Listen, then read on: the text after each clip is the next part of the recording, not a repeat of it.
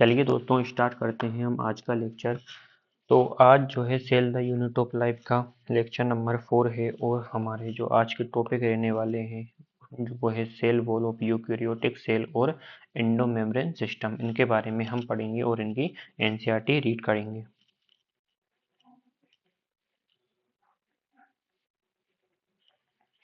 तो हम देखते हैं सबसे पहले जो है हमारा सेल वॉल और हम ये इस जो है सेल वॉल यूकैरियोटिक सेल की सेल वॉल की हम जो है यहाँ पे बात करेंगे।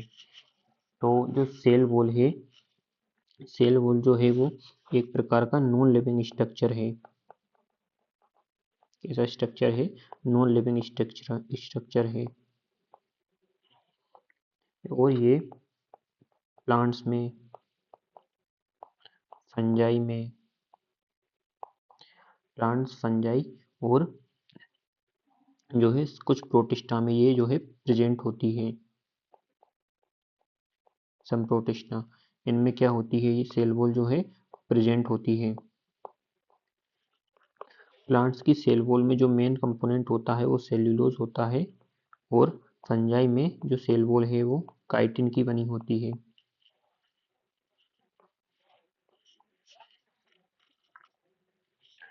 और इस और जो यदि हम फंक्शंस की बात करें, सेल वॉल के जो क्या फंक्शंस होते हैं, तो फंक्शंस ऑफ सेल वॉल या इम्पोर्टेंस ऑफ सेल वॉल भी लिख सकते हैं। तो जो है ये हमारा सेल को जो है शेप प्रोवाइड करती है और ये सेल टू सेल इंटरेक्शन में हेल्प करती है, सेल टू सेल इंटरेक्शन में हेल्प करती है। शेप, क्योंकि जो सेल वॉल है वो एक रिजिड स्ट्रक्चर है, रिजिड स्ट्रक्चर है, इस वजह से वो क्या करती है, सेल को शेप देती है। और लिख सकते हैं सेल को शेप देती है बिकॉज ये एक रिजिड स्ट्रक्चर है।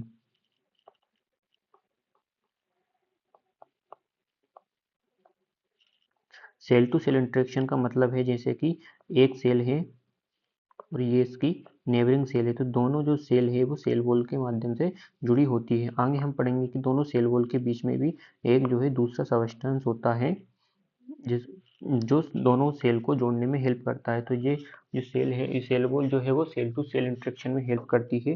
इसके अलावा चूंकि जो सेल वॉल है वो आउटर कवरिंग फॉर्म करती है, किसकी, प्लाज्मा मेम्ब्रेन की आउटर कवरिंग बनाती है, outer covering for plasma membrane.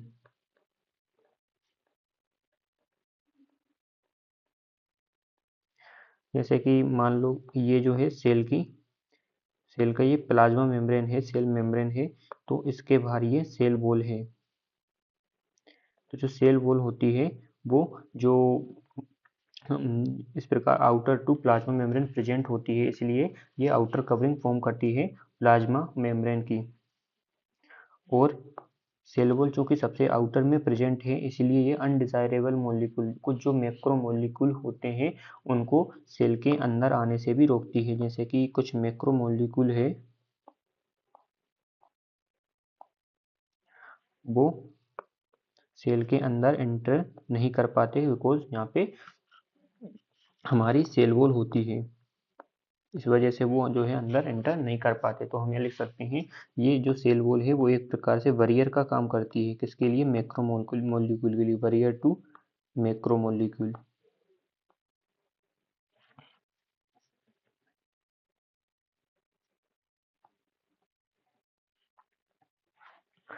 तो जो हमारी प्लांट्स में जो सेल्स होती हैं,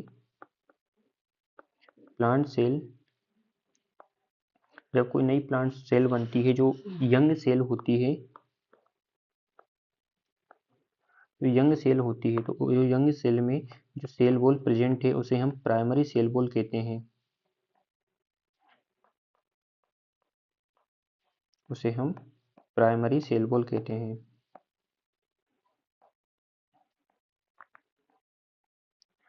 और जब ये सेल मैच्योर हो जाती है, मैच्योर सेल हो जाती है, तब उसमें एक दूसरी सेल वॉल बन जाती है जिसको हम सेकेंडरी सेल वॉल बोलते हैं।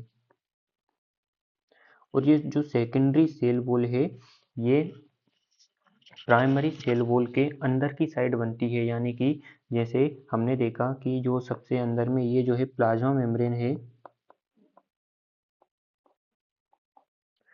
और आउटर में जो सेल वॉल है, कौन सी cell wall, primary cell wall है। तो ये अंदर में ये यहाँ पे जो है मतलब outer to plasma membrane, inner to primary cell wall जो है सेकेंडरी सेल वॉल बनती है। और जैसे जैसे मैच्योर सेल में सेकेंडरी सेल वॉल का फॉर्मेशन होता है, जो प्राइमरी सेल वॉल है वो डिमिनिश होती जाती है, खत्म होती जाती है।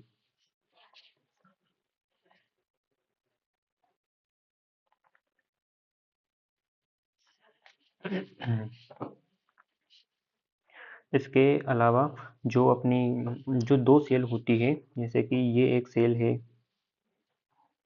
और ये एक दूसरी सेल है, तो ये दोनों सेल जो है एक कैल्शियम पेक्टेट का बना हुआ, एक कैल्शियम पेक्टेट की बनी हुई एक लेयर होती है जिसको हम मिडिल लेमला बोलते हैं। और ये मिडिल लेमला जो है दोनों सेल को, जो डिफरेंट नेबरिंग सेल्स होती है उनको जोड़ने का काम करती है। तो इस लेयर को क्या बोलते हैं, ये एक लेयर है जिसको हम मिडिल लेमला बोलते हैं। मान लो कि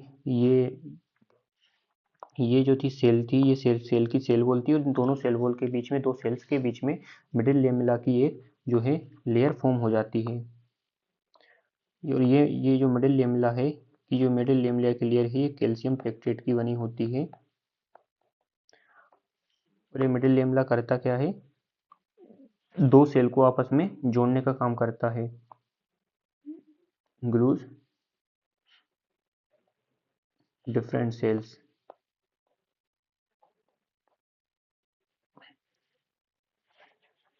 इसके अलावा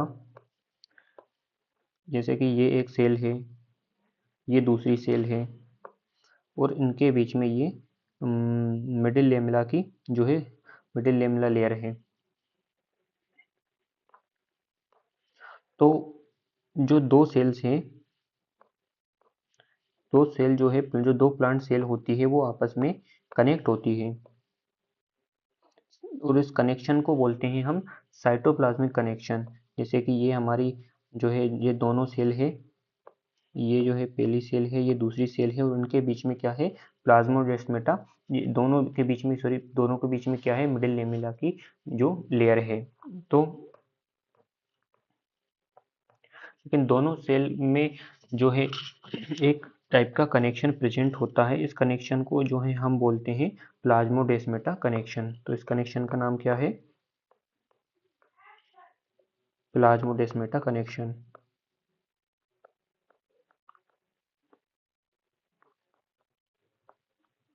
जहाँ पे ये प्लाज्मोडेस्माटा कनेक्शन प्रेजेंट होता है वहाँ पे जो है सेल वॉल और जो मिडिल लेमेला की लेयर है वो absent हो जाती है। तो आज तो ये हमने जो है सेल वॉल के बारे में पढ़ा। इसके अलावा हम सेल वॉल में हमने देखा कि सेल वॉल जो है हमारा नॉन लिविंग स्ट्रक्चर होता है। ये फंजाई में, प्लांट्स में प्रेजेंट होती है और कई चीज़ों में, जैसे सेप को सेल प्रोवाइड करना, सेल टू सेल इंटरेक्शन करना, इसमें जो है ये हमारी हेल्प करती है। मैक्रोमोलिक्यूल के लिए बैरियर का काम करती है। इसके अलावा ये जो है सेल को कोलेप्स होने से, सेल को फटने से, वर्षिंग से बचाती है। अनडिजायरेबल मैक्रोमोलिक्यूल के लिए बैरियर का काम करती है। उसके बाद हमने देखा कि प्लांट्स में जो यंग सेल होती है उसमें प्राइमरी सेल वॉल होती है और मैच्योर सेल में सेकेंडरी सेल वॉल होती है। और जो सेकेंडरी सेल वॉल होती है वो आउटर टू प्लाज्मा मेम्ब्रेन और inner to primary cell wall ये जो है हमारी प्रेजेंट होती है। इसके अलावा हमने देखा कि जो दो सेल्स है वो मिडिल लेमेला के थ्रू जुड़ी होती है और ये कैल्शियम पेक्टेट का बना होता है। इसके अलावा प्लाज्मोडेस्माटा कनेक्शन सेल्स के बीच में प्रेजेंट होते हैं और जहाँ पे ये कनेक्शन होते हैं वहाँ पे मिडिल लेमेला और जो है सेल वॉल absent होती है। तो आज का हमारा जो सेकंड टॉपिक है वो है इंडो मेम्ब्रेन सिस्टम।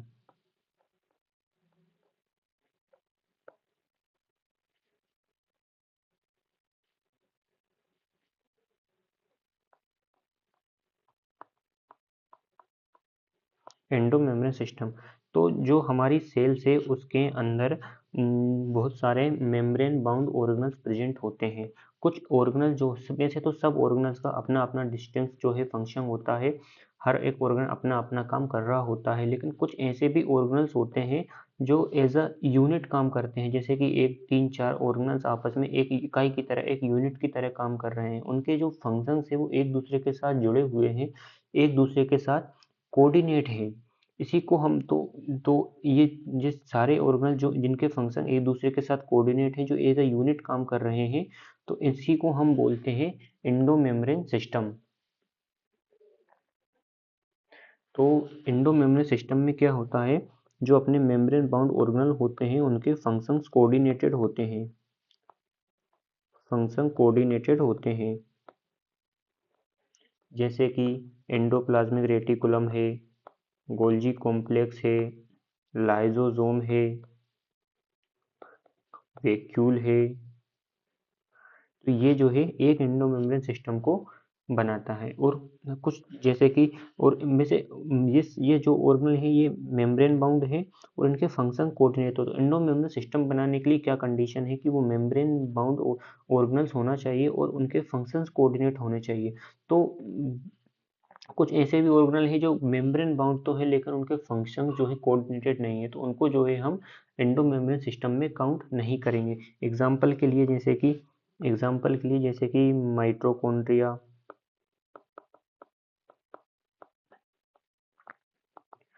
माइटोकॉन्ड्रिया, है, क्लोरोप्लास्ट है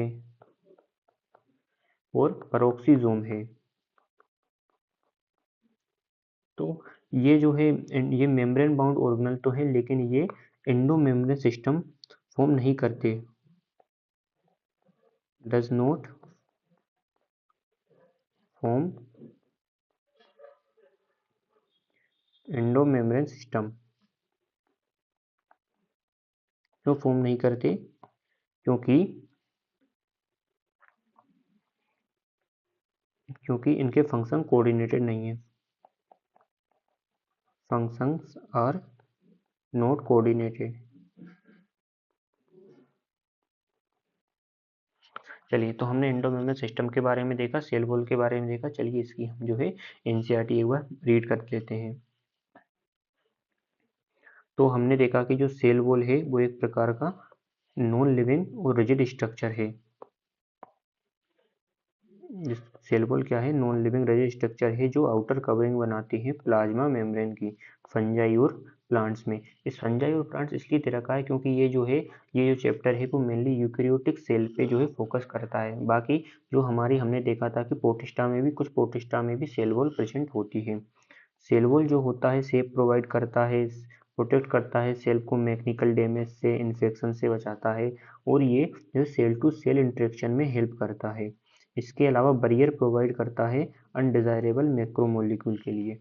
जो एल्गी की जो सेल वॉल है, जो एल्गी की सेल वॉल जो है, तो एल्गी और प्लांट्स में जो हमने देखा, एल्गी भी एक प्रकार का प्लांट्स ही है, लेकिन एल्गी में जो सेल वॉल है वो किससे बने होता है? एल्गी सेल वॉल में जो सेल्यूलोज, गैलेक्टेंस, मैनेज और कुछ मिनरल जैसे कि कैल्शियम कार्बोनेट।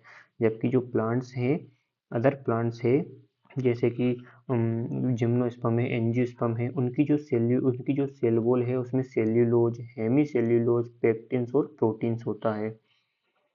इसके अलावा जो यंग प्लांट सेल की सेल वॉल है उसमें प्राइमरी वॉल होती है जो ग्रोथ करने में कैपेबल होती है, कैपेबल ऑफ ग्रोथ।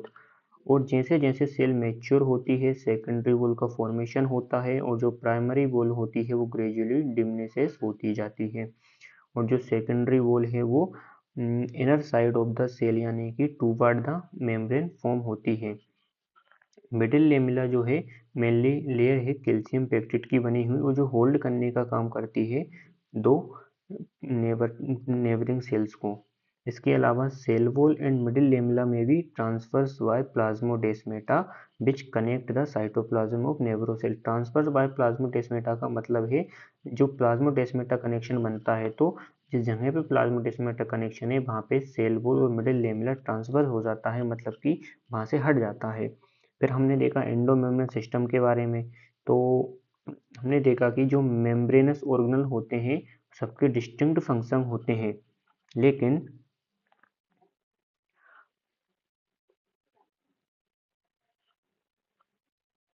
सॉरी इसमें थोड़ा सा जो पार्ट है वो कट हुआ है, लेकिन हम देख लेंगे जिनको डिस्टेंस होते हैं वो फंक्शंस में, लेकिन जो उनके वर्क होते हैं वो दीज आर जो है एक साथ जो है एज अ यूनिट काम करते हैं together as a endomembrane system, और उनके जो फंक्शंस होते हैं वो कोऑर्डिनेटेड होते हैं, इसलिए इसको हम एंडो मेम्ब्रेन सिस्टम बोलते हैं। इसमें क्या क्या आता है, एल्जी एंडोप्लाज्मिक रेटिकुलम आता है, गोल्जी कॉम्प्लेक्सेस आता है, लाइसोसोम आता है और वैक्यूल आता है। इसके अलावा कुछ ऐसे भी मेम्ब्रेन बाउंड ऑर्गन हैं जिनके फंक्शन कोऑर्डिनेटेड नहीं होते हैं, उनको हम एंडोमेम्ब्रेन सिस्टम में काउंट नहीं करते, जैसे कि माइटोकॉन्ड्रिया है, क्लोरोप्लास्ट है, पेरोक्सिसोम है। इनको जो है हम इनके फंक्शन कोऑर्डिनेटेड नहीं होते, नॉट कोऑर्डिनेटेड, इसलिए इनको हम एंडोमेम्ब्रेन सिस्टम में काउंट जो है नहीं करते, not part of the endomembrane system. तो ठीक है, आज का पार्ट हम यहीं पे ख़त्म करते हैं, इसके आगे हम कल पढ़ेंगे। Thank you.